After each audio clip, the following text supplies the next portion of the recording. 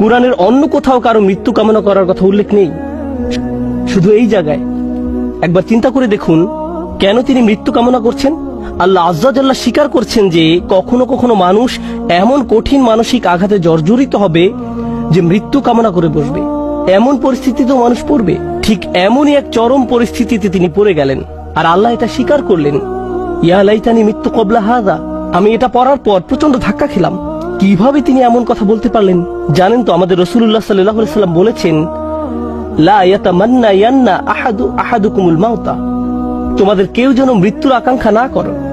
তোমাদের মৃত্যু কামনা করা উচিত নয়। কেউ কখনো সহজে মৃত্যু কামনা করে না, কিন্তু তিনি এখানে মৃত্যু কামনা করছেন কেন? এটা অত্যন্ত কঠিন এক পরিস্থিতি, মারাত্মক এক অবস্থা। তো তিনি যে অপমানের সম্মুখীন হতে যাচ্ছেন তা মৃত্যুর চেয়েও খারাপ। তাই তিনি বললেন, ইয়া লাইতানি মিত্তু ক্বাবলা হাযা। এই কথা কোরআনে উল্লেখ করার কারণ আছে। দুনিয়ার এই জীবনে মানুষ অপমানজনক পরিস্থিতিতে পড়বে, থেকে মুক্তির কোনো উপায় চোখে পড়বে না। অনেককে তাদের পরিবারের সম্মুখীন হতে হবে, মিথ্যা অপবাদের সম্মুখীন হবে, অতীতের কোনো ভুলের মোকাবেলা করতে হবে। কে জানে তাদের এমন ধরনের মানসিক আঘাতের মোকাবেলা করতে হবে। তখন তারা মরিয়ম সালামুন আলাইহার উদাহরণে সান্ত্বনা খুঁজে পাবেন। কিন্তু তিনি এখানেই থেমে যাননি। তিনি বললেন, ওয়া কুনতু নাসিয়াম মানসিয়া। নাসিয়ান মানসিয়া খুবই অসাধারণ শব্দযুগল। তারা বলে ফাল ও ফিইল, এবং এই দুইটা ওজন। তারা নিসিও বলে। এক কিরাতে এটাকে নিসিয়ান, অন্য কিরাতে নাসিয়ান পড়া হয়, জিবহ এর মতো। আরবি ভাষায় দুই ধরনের শব্দ আছে, জিবহ ও মাজবুহ। একইভাবে নাসি এবং মানসি, এই শব্দগুলোর প্রথমটা আসলে ব্যবহৃত হয়, আমি আপনাদের জন্য লিখে এনেছি। ولا يقال للكبش ذبح إلا إذا أعد للذبح। কোন প্রাণীকে, অর্থাৎ কোন ছাগল বা ভেড়াকে আপনি ততক্ষণ পর্যন্ত জিবহ বলবেন না যতক্ষণ না এটি জবাই করার উপযুক্ত হয়। জবাই করা হয়ে গেলে এটাকে বলা হয় জাবিহ, এটাকে বলা হয় মাজবুহ। জবাইয়ের আগে না, আগে বলা হয় জিবহ। তিনি দুইটি শব্দ ব্যবহার করলেন। যদি আমি মরে যেতাম, যদি মানুষের স্মৃতি থেকে বিলুপ্ত হয়ে যেতাম, এভাবে অনুবাদ করা হয়। কিন্তু এখানে যে দুইটি শব্দ আছে সেটা ওনারা ভুলে গেছেন। একটা শব্দ নাসিয়ান, অর্থ আসলে তিনি তো মসজিদ থেকে অনেক দূরে, ঠিক না? তিনি এখন বাড়িতে অবস্থান করছেন না। কেউ যেন কোনোদিন আমাকে মিস না করে। তারা যেন এই প্রশ্নটাই না করে যে মরিয়ম কোথায় গেল। আমি যদি অদৃশ্য হয়ে যেতাম, যদি মানুষের স্মৃতি থেকে বিলুপ্ত হয়ে যেতাম এই মুহূর্তে, কারো যেন কোনোদিন আমার কথা মনেও না হয়। এটা হলো নাসিয়ের অর্থ। চিন্তাও মাথায় না আসে যে এক সময় আমার অস্তিত্ব ছিল। এমন অনেকেই আছে যারা এত কঠিন হতাশা এবং উদ্বেগের ভিতর দিয়ে যায় যে ঘর থেকেই বের হয় না, ফোন রিসিভ করে না, টেক্সট মেসেজের কোনো জবাব দেয় না। তারা এত বেশি মানসিক যন্ত্রণা অনুভব করে যে তাদের ইচ্ছা হয় যদি তারা মানুষের স্মৃতি থেকে বিলুপ্ত হয়ে যেত। কেউ যদি তাদের দরজায় করাঘাত করে, তারা ভাবে যদি তারা আমার কথা ভুলে যেত, হায় যদি আমার কারোর সাথে আর দেখা না হতো। তারা সবকিছু থেকে নিজেকে বিচ্ছিন্ন করে নিজের মাঝেই বসবাস করতে চায়। এর নাম হলো নাসিয়ান। তিনি ইতোমধ্যে আশা করছেন যেন তার মৃত্যু হয়, কেউ যেন তার খোঁজ করতেও না আসে। পরবর্তীতে অনেক বছর পার হয়ে গেলে কেউ যদি না জানে তার কি হয়েছে, মানসিয়ান, ভবিষ্যতেও তার কোনো উল্লেখ কোথাও যেন না থাকে। আমি আশা করছি কেউ যেন এই মুহূর্তে আমার কথা মনে না করে, এবং আমি ভবিষ্যতেও যেন সবার স্মৃতি থেকে সম্পূর্ণ অদৃশ্য হয়ে যাই। আমি এই মহান নারীর পরীক্ষার উপর গুরুত্ব আরোপ করতে চেয়েছি, কারণ ইনি এমন একজন নারী যার দোয়া সাথে সাথেই কবুল হয়ে যেত। তাকে এমনকি খাদ্যও চাইতে হয়নি, তার জন্য ফল ফলাদি এসে উপস্থিত হতো। আর আল্লাহ তাকে এমন পরিস্থিতিতে ফেললেন, আল্লাহ তাকে এমন পরীক্ষায় ফেললেন, এই জন্য না যে আল্লাহ তাকে ঘৃণা করেন, এই জন্য না যে আল্লাহ তার কথা ভুলে গেছেন, এই জন্য না যে আল্লাহ তাকে অপমানিত করতে চান। শেষে দেখা যায় যে এই সমস্ত কিছুর মাধ্যমে আল্লাহ আসলে তাকে সম্মানিত করলেন। আল্লাহ তাকে সম্মানিত করতে চান।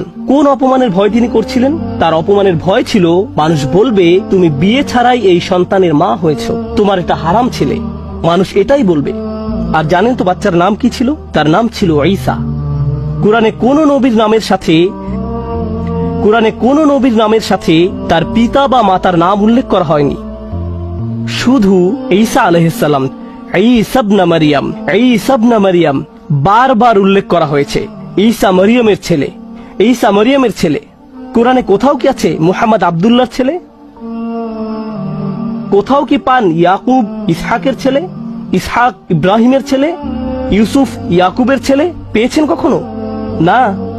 অনেকবার আল্লাহ এই রাসূলকে যখনই সম্মানিত করেছেন, সাথে সাথে তার মাকেও সম্মানিত করেছেন, তার মাকেও সম্মানিত করেছেন। প্রসঙ্গত বিষয়টা গুরুত্বপূর্ণ। আরবরা যখন ইবনে বলে বা এমনকি সেমিটিক মানুষরা যখন ইবন বলে, ঠিক পরেই তারা পিতার নাম উল্লেখ করে। তারা পিতার নাম বলে। আপনার নামের শেষাংশ আসে পিতার কাছ থেকে। আল্লাহ এই সাধারণ নিয়মের বাহিরে গিয়ে মানুষকে মনে করিয়ে দিয়েছেন যে তার কোনো পিতা নেই, আর আমি সাধারণ নিয়মের বাহিরে গিয়ে এই মাকে সম্মান দেখাবো। ঈসা ইবনে মারিয়াম। প্রতিবার আল্লাহ এই অপমানের কথা উল্লেখ করেছেন অন্য কারণে। আর এই বিষয়টা বলেই আমি আমার খুতবার সমাপ্তি টানছি। কখনো কখনো আপনার কষ্ট অন্য মানুষের মুক্তির কারণে পরিণত হবে। আপনি সমস্যায় পড়েছেন কারণ এটা আপনার থেকেও বড় কোনো উদ্দেশ্য সাধন করবে, তখন তাদের জন্য সাদাকায়ে জারিয়ায় পরিণত হবেন। আপনার কারণে তারা ভালো কিছু অর্জন করবে। মারিয়াম সালামুন আলাইহার এই কষ্ট থেকে প্রতিবার যখন কোনো নারী অপমানিত হয়, প্রতিবার যখন কোনো নারী অপবাদের শিকার হবে, প্রতিবার যখন কোনো নারী কামনা করবে যদি সে মরে যেত পরিস্থিতির মুখোমুখি হওয়ার চেয়ে, তখন সে মরিয়ম সালামুন আলাইহার কষ্টের মাঝে নিজের সান্ত্বনা খুঁজে পাবেন। আর যখনই কোনো নারী সান্ত্বনা খুঁজে পাবে, মরিয়ম সালামুন আলাইহার মর্যাদা এতে আবারও বেড়ে যাবে। সুবহানাল্লাহ। আমাদের দোয়ার মাধ্যমে আমরা আল্লাহর সাথে সংযোগ স্থাপন করি। আমাদের দোয়া এমন কিছু নয় যার মাধ্যমে এই দুনিয়া জান্নাতে পরিণত হবে। পৃথিবীর এই জীবনে পরীক্ষা থাকবেই। আমাদের চেয়ে বহুগুণে উত্তম মানুষদের জীবনে সমস্যা ছিল, আর এটা ঠিক আছে। লাকাদ খলাকনাল ইনসানা ফি কাবাদ। আমি মানুষকে সৃষ্টি করেছি অত্যন্ত কষ্ট ও শ্রমের মাঝে। কষ্ট ক্লেশ জীবনেরই অংশ। দুয়ার উদ্দেশ্য হলো আমাকে আপনাকে এই কষ্টগুলো মোকাবেলায় সাহায্য করা। আর কখনো ভুলে যাবেন না যে আল্লাহ আমাদের সাথে আছেন। আল্লাহ আজ্জা জাল্লাহ আমাদের সেসব মানুষদের অন্তর্ভুক্ত হওয়া থেকে রক্ষা করুন যারা ঈমান হারিয়ে ফেলে। আল্লাহ আজ্জা জাল্লাহ আমাদের মর্যাদা দান করুন এবং আমাদের এই কথা স্মরণে রাখতে সাহায্য করুন যে মানুষ আপনাকে অপমানিত করতে চাইবে যেভাবে তারা মরিয়ম সালামুন আলাইহাকে অপমান করেছিল। লোকে আপনার সম্পর্কে কি মনে করে আর আল্লাহ আপনার সম্পর্কে কি মনে করেন, এর মাঝে বিশাল পার্থক্য আছে। কারণ আপনি যদি লোকের কথা মানেন তাহলে মরিয়ম ছিলেন সমাজের সবচেয়ে অপমানিত, আর যদি আল্লাহর কথা মানেন তাহলে তিনি ছিলেন মানব ইতিহাসের সবচেয়ে মর্যাদাবান নারীদের একজন। তাই আমরা আল্লাহর কথা মানব। ওয়ালাকাদ কাররামনা বানি আদম। আর আমি তো আদম সন্তানদের সম্মানিত করেছি। আল্লাহ আজ্জা জাল্লাহ আমাদেরকে তার নিকট সম্মানিত মানুষে পরিণত করুন মানুষের নিকট সম্মানিত করার পূর্বে। বারাকাল্লাহু লি ওয়া লাকুম ফিল কুরআনিল হাকীম ওয়া নাফা'আনি ওয়া ইয়্যাকুম বিল আয়াতি ওয়া যিকরিল হাকীম।